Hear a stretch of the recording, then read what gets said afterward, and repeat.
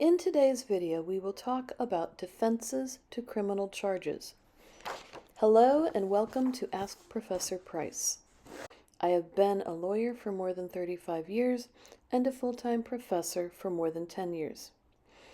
People studying law or criminal justice or working in the legal or law enforcement fields need to know the types of defenses available to a person who has been charged with a crime. Also, we will talk about what can happen when a defendant successfully uses a defense in a criminal case. So let's jump into defenses to criminal charges.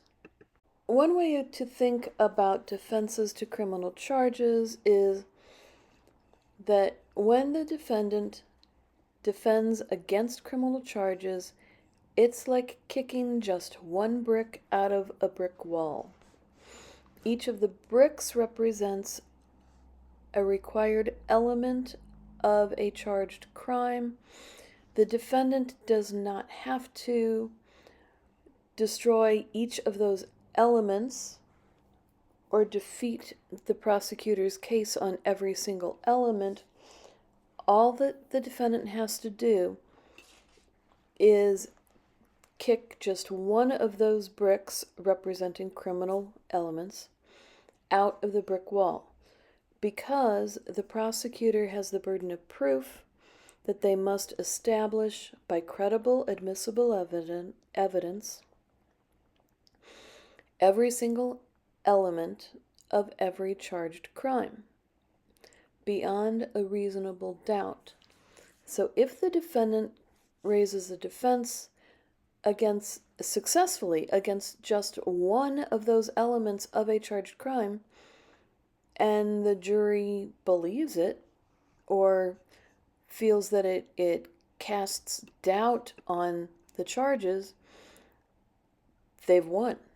The defendant has won. So the goal of criminal defense, the two main goals are to cast doubt on any single element of a charged crime and to exclude crucial evidence.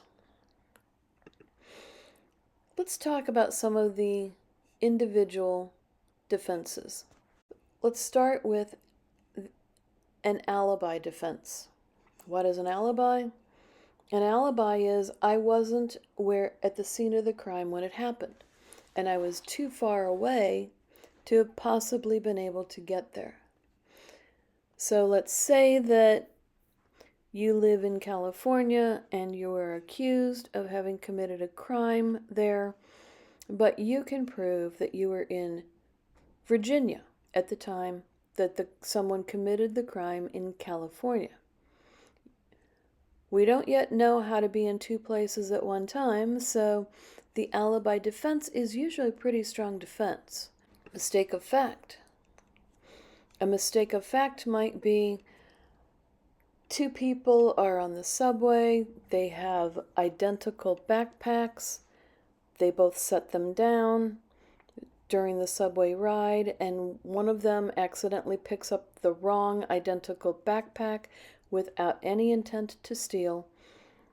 That would be a mistake of fact. They would not have had criminal intent. Necessity is another criminal defense. It's basically the lesser of two evils defense. In this situation, if a person is accused of doing one thing wrong, they can defend by saying, well, yes, I did, but that was because I was put in a situation through no fault of my own in which I had to do one wrong act or one other wrong act, and I had to choose one of them. Self-defense is another criminal defense. People tend to think that it is available or useful in far more situations than it actually is. You cannot, for example, start a bar fight and then pick up a chair and knock someone over the head with it and claim self-defense. Self-defense is in defense of yourself or others, but not when you were the aggressor. Also, with self-defense, there are a lot of caveats involved in it. For example, you must only use the amount of force that is reasonable and necessary. Remember that scene from Indiana Jones in which there was a street fight and Indiana was involved in this altercation with a man who had, I think it was a sword, and was putting on a big display of using their weapon. And Indiana Jones, instead of using his whip, as he usually did when he fought people, instead he just drew his pistol and shot the guy. That would probably not be self-defense. That would be excessive force, although it was a funny scene and it wasn't actually part of the script. All right, procedural defenses. Those are when the defendant tries to have charges dismissed or reduced because the prosecution violated some of the procedural rules. Please hit subscribe and the thumbs up icon if you enjoy this video. Also, please feel free to share this video with people you think could benefit from the information. YouTube uses the number of subscribers, likes, and shares in its algorithm to determine which videos show up in search results. The higher these videos are in the results, the more people I can help. Thank you. Now let's talk about some of the remaining defenses. Defense of excuse, also called infancy, as in, yes, an infant. The juvenile delinquency, and insanity or mental illness.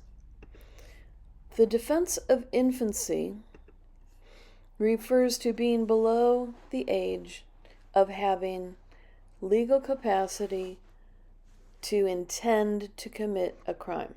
Let's say that a 4-year-old child picks up a baseball bat and after seeing people swing them in baseball games, and took the baseball bat to their sibling's skull, fracturing the skull, and the sibling died. A 4-year-old in that situation does not have legal capacity to formulate criminal intent to commit murder. So the defense would be the defense of infancy.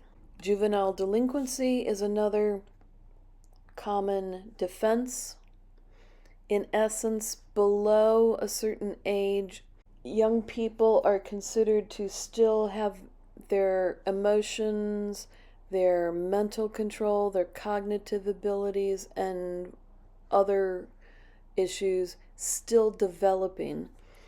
So they should not be held to the standard of adults, and they should not have their cases handled by adult courts. Instead, they should go through the juvenile delinquency court system. And finally, defenses of insanity or mental illness.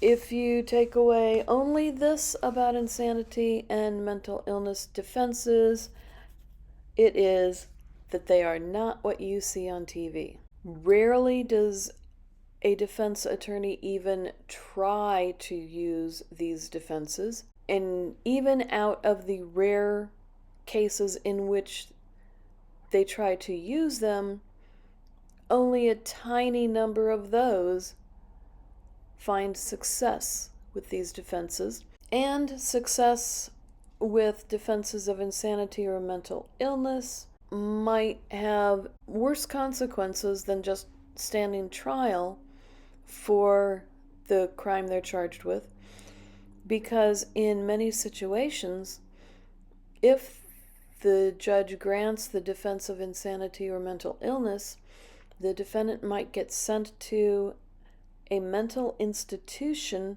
until such time as they are considered sane or able to stand trial. That could be 20 or 30 years when they might have only been in jeopardy of 10 or 12 years if they would have been found guilty of the underlying offense.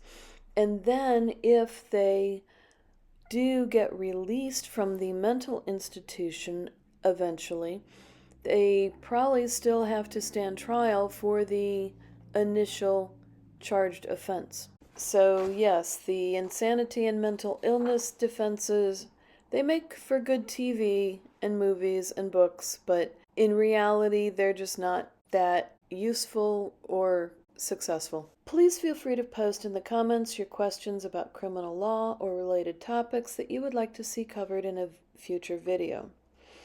I cannot provide legal advice about specific cases or situations, but I can offer general legal information for educational purposes. Law students, paralegal students, criminal justice students, and pre-law students, as well as people working as paralegals or in the criminal justice field, are the main audience for these videos. But everyone is welcome to learn about American law and our legal system. Please remember to subscribe so you can get notifications when I post a new video. Subscribing won't cost you anything, but it can help me to reach more people with these educational videos. Thank you. If you liked this video, you might like the next video called Crime Control and Due Process Models of Criminal Justice.